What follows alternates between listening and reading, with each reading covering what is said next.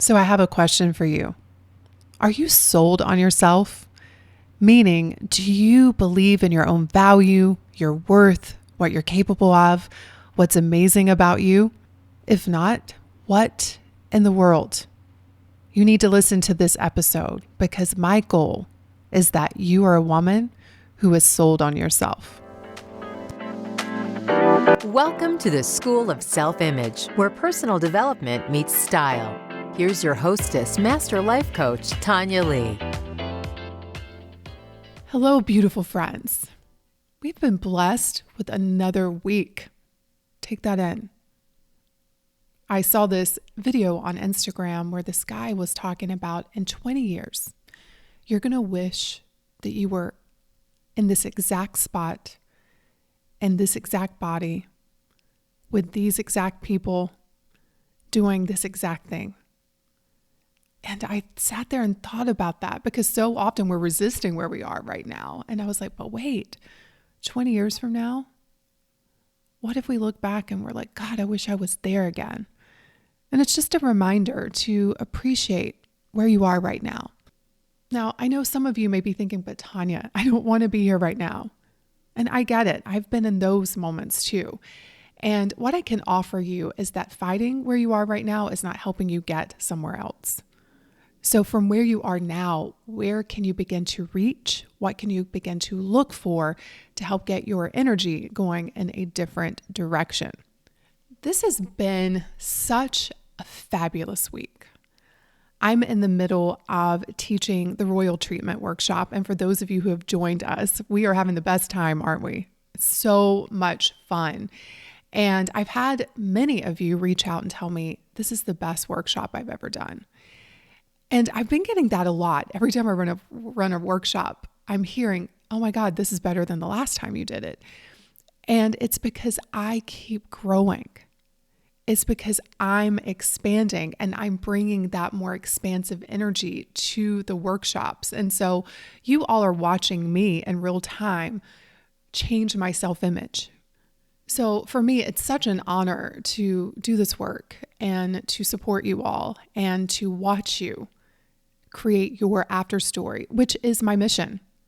I want to help 5,000 women create their after stories, documented, proven that this method works. And we are well on our way, my friends. They're coming in every single day.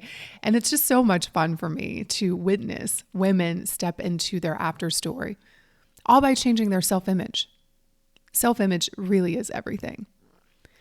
Now, since I started the membership back in October of 2020, I've had many women come into the community with an extraordinary goal of losing weight.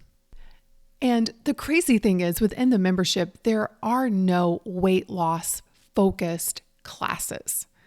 However, when my team and I were going through the after stories that were being submitted, we noticed this trend of many of them were of women losing weight in the membership.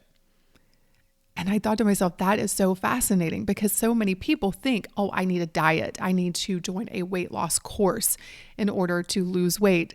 But we were seeing this trend of women losing weight by applying the material and changing their self-image. And the reason why is that you are always working subconsciously. You probably don't even realize you're doing it, but it's this subconscious mechanism that's always at work. And it works to keep you living within harmony of your identity, your self-image. And this explains why it's so difficult for those people who are trying to lose weight to actually lose it and keep it off. You can lose it, but if you don't change your identity, you put the weight back on. Now, some of you remember back in the day when I had one of my very popular programs called Slim, Chic, and Savvy. And I was teaching this concept without understanding and having the language around it to know it was self-image. But the work that we were doing within that program was around changing your self-image to that of a slim, chic, and savvy woman. And I retired that program. However, women have been asking me, not just asking, begging, please bring something like that back. We want support around losing weight with your unique method. And so I thought about bringing back Slim Chic and Savvy because it's such a great program. However, I have grown so much since then, as I was just mentioning, and I've learned so much more around self-image as it relates to weight loss, even since that program. And so I've been thinking about what I could offer you that would really help you become a slim woman. Not something that's going to help you lose weight, because we all know, again, you can lose weight. You've probably done it 1,000 times, but something that would help you state of being a slim woman. Because when you are a slim woman, you are subconsciously going to work to create that result, to live in harmony when you change your self-image. And when I use the word slim, I know it can be triggering to some people. They're like, oh, Tonya, you're trying to tell people to be skinny. No, I'm not. I'm not skinny. I am, as my mother says, a healthy size. And that's the key word, healthy. And when I use the word slim, and the way I've always used it, is that it is about letting go of the excess, letting go of what no longer serves you, letting go of what's weighing you down and holding you back. And from that, let's see what evolves. Because your body has this harmonious and set point place that it thrives. And that's what we want to find for you. I don't know what that is for you, but I know that if you want to find out for yourself, you're going to have to be willing to break up with who you've been in order to birth who you're becoming. So I've been thinking about the next evolution of what I could offer you around weight loss. And I use those two words very hesitantly because those are the two words that we actually want to get you away from. We want you to stop thinking that you have a weight problem so that you stop perpetuating that you have a weight problem. But for the sake of this podcast, we're just going to say to support you around weight loss. And so I was journaling and going through my creative process whenever I'm creating anything. And I started to think about all of the women within the membership who have lost weight using these principles. And it occurred to me that there has been some parts of the conversation that have been left out of the membership that could actually fast track women getting results in this area. And it's still following the same process within the membership, the self-image method, but applying it to being a slim woman. And so I am so excited about what we've come up with. It's called the Slim Self-Image, and it is an 8-week program where we are going to use the self-image method, which I've talked about in a previous podcast, as well as focusing on the 3 pillars that we talk about nonstop within the membership. And I'm calling them your slim mindset, your slim surroundings, and your slim style, to birth the slim woman within you so that you can be done with the struggle that you may be going through if you're someone who deals with weight issues. And I'm excited to be teaching this alongside our community manager, who this is her wheelhouse. This is how she got started. She's lost, I think, 70 pounds, and she was a weight loss coach before she came and worked for the School of Self-Image. And so we are going to be supporting the most extraordinary group of women in this process. Now you may be thinking, oh, Tonya, I want to do this. Sounds amazing. How do I sign up? Where? I'm including this in the membership for annual members. So by joining the School of Self-Image and making a 1-year commitment, you get access to everything that's in the membership. The coaching, the classes, the community. You also get access to the Wealthy Woman, which is a course for annual members. You get access to Charm the Room. And now you're going to get access to the Slim Self-Image program that we're going to be running live. So you're going to have live support during these 8 weeks together. So if you want to join us, what in the world? Head over to schoolofselfimage.com /join and make sure you choose the annual option. And I'm excited to see you in the Slim Self-Image program. Okay, so now let's talk about today's topic, which I am so excited to talk about: emotions. I'm intrigued by them. They are creating our entire lives. They are woven into our self-image. So it's a topic that I am fascinated about. And this concept of emotional fluency came up for me when I was teaching a class not too long ago. And I thought I had made it up, but it turns out that it's a common term. And so when I went to get ready for this podcast and I started doing research, I'm like, oh, this is not just me. Other people have talked about emotional fluency before. But the way I was talking about it in the class is that we all are fluent in our language. So for some of you, your first language most likely is English if you listen to this podcast, but I know some of you speak other languages as your first language, and English is your second language. And you may have 2 or 3 or 4 more languages that you know fluently. You're one of the gifted ones, because I struggle in learning a new language. I have been trying to learn French for over a decade, and it's very difficult for me. And I share that because it's the same with emotional fluency. For many of us, it's difficult to learn to speak a language that we are not accustomed to, that isn't our first language. So to become emotionally fluent, you first need to understand what is an emotion and where does it come from. And I like to think of an emotion as a vibration that I can feel, I can sense in my body.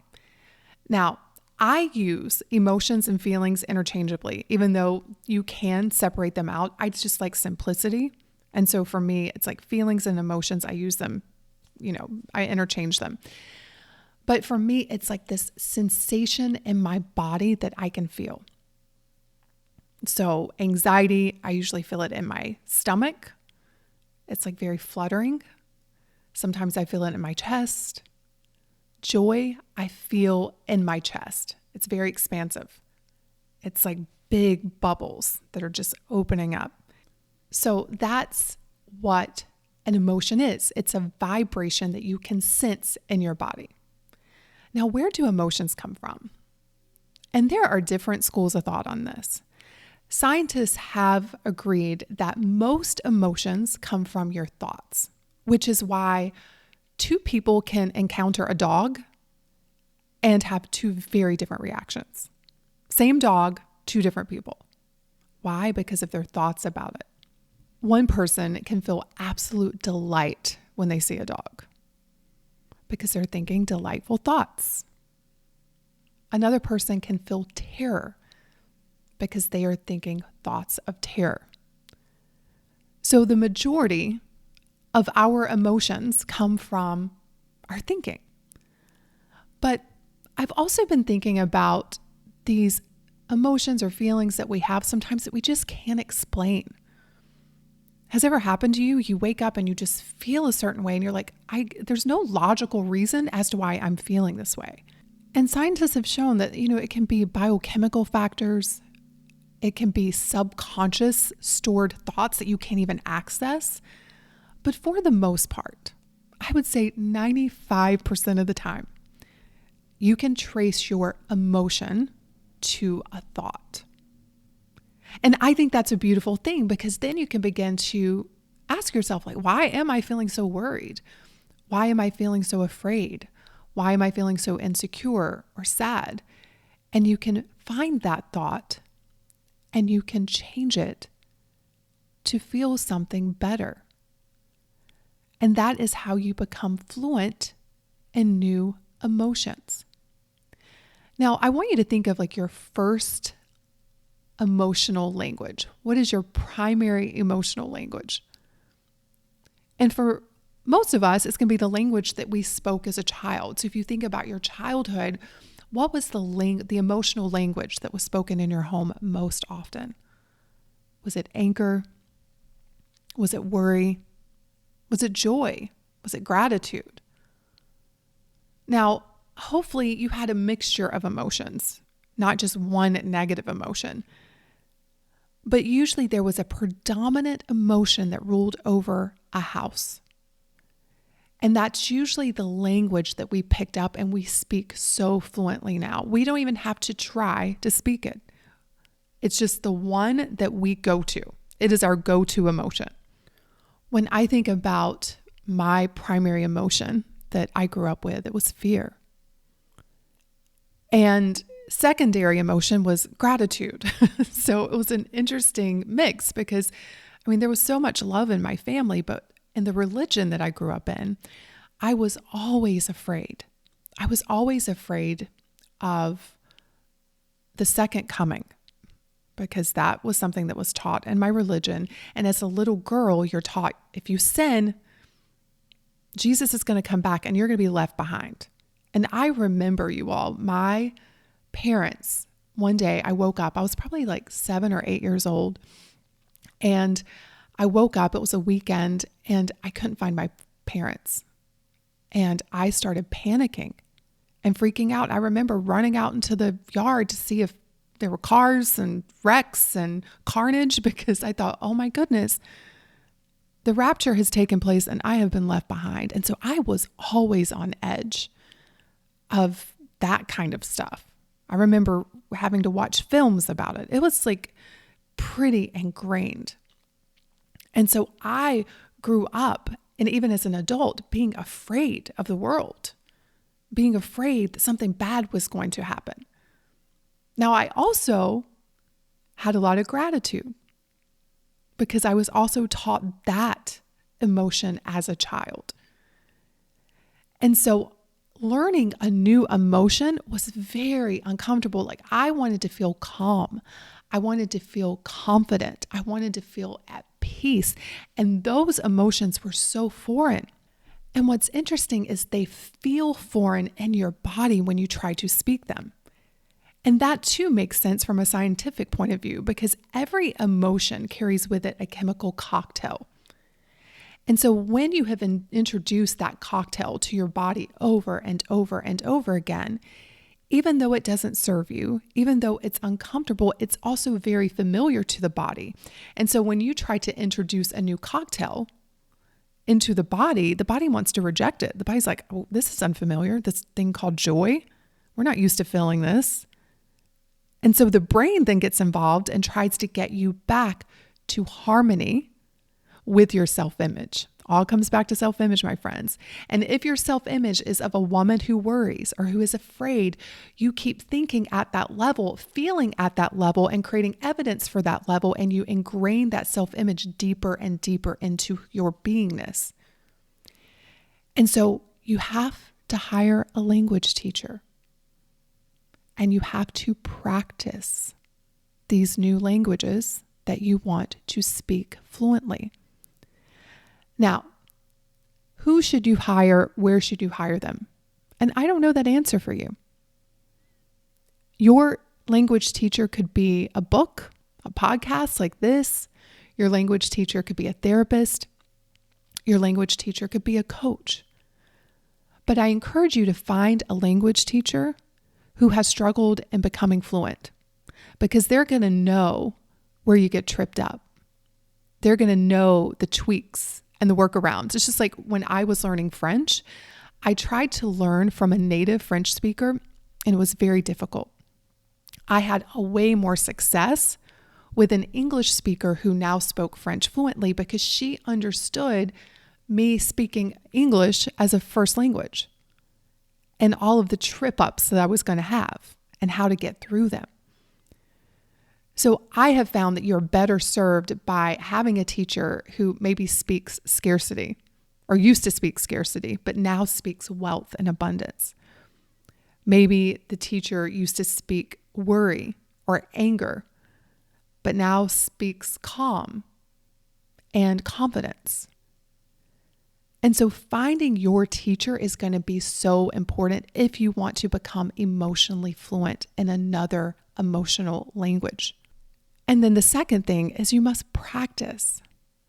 And it is going to be awkward and you are going to fail and it's going to feel like you're not getting anywhere and you're going to want to go back and speak the language that is most familiar to you and the one that is easiest for you. And you can do that, but by doing that, you're never going to become fluent in the emotions that are going to help you create what you want. So the practice is understanding what you're feeling, going within to figure out why you're feeling that way, and then redirecting, turning towards what you want and thinking in the direction of that. And then feeling the discomfort of change, feeling the discomfort of letting go of an emotion that is so familiar to you, but it's no longer serving you. And so the way this works, I call it the self-image cycle. You have a thought that creates a feeling, an emotion. And when you are fluent in a certain language, that thought is just usually by default. Something happens and your brain goes somewhere. Now, your brain may go to, I'm such a bad person. Another person's brain may go to, they're such a bad person. Just depending on how you were raised and how you see the world. One may go to shame, one may go to anger. But you will have default thoughts that you just go to without even trying. And that creates that default emotion that you are accustomed to feeling. And you're going to think it's because of the outside world, but what I want you to understand is no, it's just an emotion that you're so fluent at speaking. And so you're always looking for reasons to feel that emotion because it's so familiar to you. And so you have the emotion, and then that emotion causes you to go out there and create evidence for more of that. And so you begin to really cement the self-image into place. So the way to start shifting that is just to change your thought just a little bit. If you're used to feeling despair, which is one of the most constrictive emotions, maybe we reach for pessimism, which is a more transitional emotion. So going from a thought like the world is ending, everything is so messed up, there's no hope for me, like those kinds of thoughts, maybe you could go to, maybe there's some good in the world. Maybe it's possible that there is some hope for me. And even just that little bit of shift in your thinking helps to get you out of this language, this emotional language that is keeping you stuck in a self-image that doesn't serve you. And what I want to encourage you to do is you keep practicing this until one day you are speaking joy, confidence, abundance, gratitude, excitement, passion, love. And it's no longer something that you have to practice because you have practiced so much. You are now fluent. These kinds of emotions have become your primary first language. You have left the languages of the past behind, and now you're speaking the languages to help you create your future on purpose. Now, here's the thing. I just said you left those languages behind, but that's not true. As I was saying that, I'm like, no, that's not quite how it happens. So let me state that in a different way. It's not the language that you go to as your first language any longer. Because there are days, you all, where I still have anxiety and it feels familiar. Like I'm like, oh, I used to speak that so fluently. I don't speak it that much anymore. And so therefore it feels awkward and odd when it comes up. The same with overwhelm. That's an emotion I used to feel a lot, and I could speak that language better than anybody. I could teach that language. I was so fluent in it. But I haven't practiced that emotion in so long that if it happens to come up, it feels very foreign now. I have to work to practice it. I'm like, whoa. But if I kept practicing it, if I let it take over, I could be back in that place in no time because it's in my subconscious and it's a language that I used to practice a lot. And then there are going to be languages that you're very conversational in, but you're not fluent yet. And that's okay.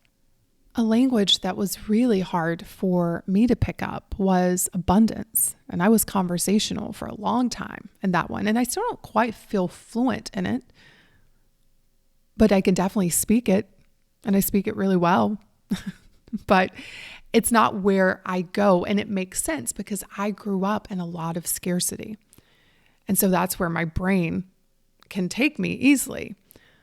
But I have been practicing abundance for a long time now. I've noticed that I'm more on the fluent side of things than I used to be. But it still takes a little bit of effort, and that's okay. We're human. We're not here to be perfect. We're here to experience life, and the only way to experience life is to open yourself up to all of the emotions and learn from them and grow from them, and then become emotionally fluent so that you can choose your emotions on purpose. And you can speak them so that you can create a self-image that will allow you to create what it is that you want. So I'm curious, what is your current first emotional language? And all you have to do is just look at your life, look at your days. And what is the emotion that you experience most days? And what would you like it to be? What is the emotion you would love to speak? For me, my favorite emotion is love. I think it's the highest vibration. I love the way it feels in my body. I love what it produces. And so that is the language that I love speaking and practicing and being fluent in. But what is it for you? And maybe during this season in your life, it's something else. Maybe you're wanting just a transitional emotion. You're like, Tonya, I can't get to love yet. I'm so full of anger. I get it. What can we get to? Maybe remorse, maybe guilt, maybe impatience, maybe frustration. We just want to move in the direction of the more expansive emotions. Okay, my friends, I love you. I hope you have the most beautiful and awe-inspiring week. And don't forget, the School of Self-Image membership is open right now for a short time. So you can go to schoolofselfimage.com/join. And remember, if you join as an annual member, you'll be able to participate in the Slim Self-Image program that's coming up. And it would be an honor to be your emotional language teacher. So come on, what in the world? Let's do this. Have a gorgeous week. Cheers. Hey, have you grabbed your free copy of the School of Self-Image Manifesto? If not, what in the world? Head over to schoolofselfimage.com/manifesto and get a copy that teaches you how to think and show up in the areas of mindset, style, and surroundings so that you can transform your self-image.